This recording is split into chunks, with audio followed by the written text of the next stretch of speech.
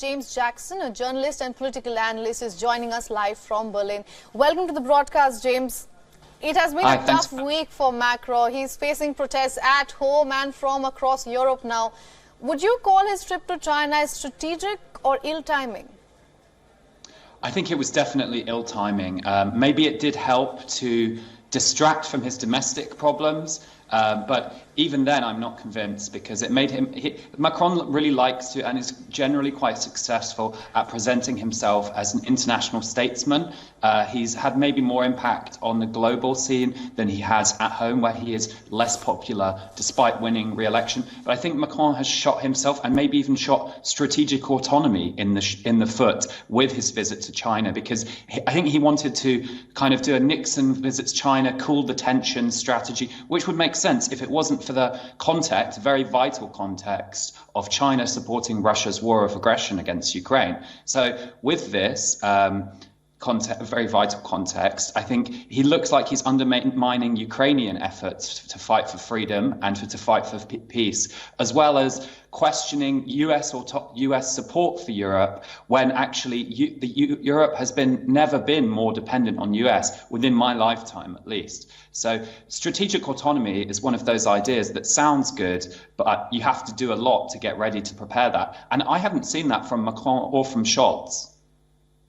All right, very interesting take. Now, you know, the reactions within European political circles have been sharply divided. But if I don't talk about the present and I talk about the future, how do you see it? Should Europe align itself with the changing world order or stick to its traditional diplomacy?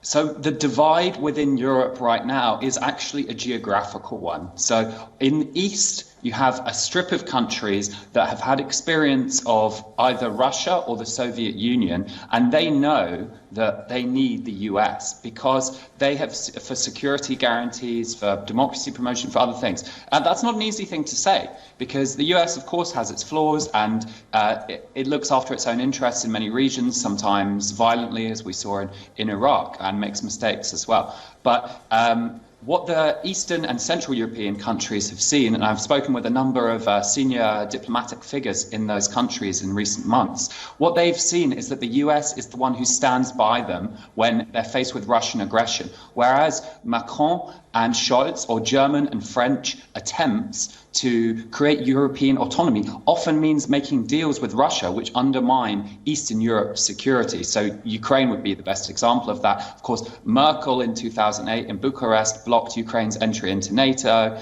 There's the cases of Germans buying Russian gas and the Nord Stream pipeline against the protests. So what should Europe do? I think that now is definitely not the time to create strategic autonomy. I think it's a good idea, because Europe can fight for its values. It can then define its own policies. But actually, I don't think that going to China and calling up Putin, as Macron has done many times, is the way to do that, nor as Scholz did. And I personally think this was the nail in the coffin for European strategic autonomy for the next 10 years, saying that they would only deliver Panzers, Leopard tanks to Ukraine if the US gave some Abrams. That, to me, doesn't seem... That's shows that we are still dependent on US security. They've tacitly admitted it, but then they want to exaggerate their own importance.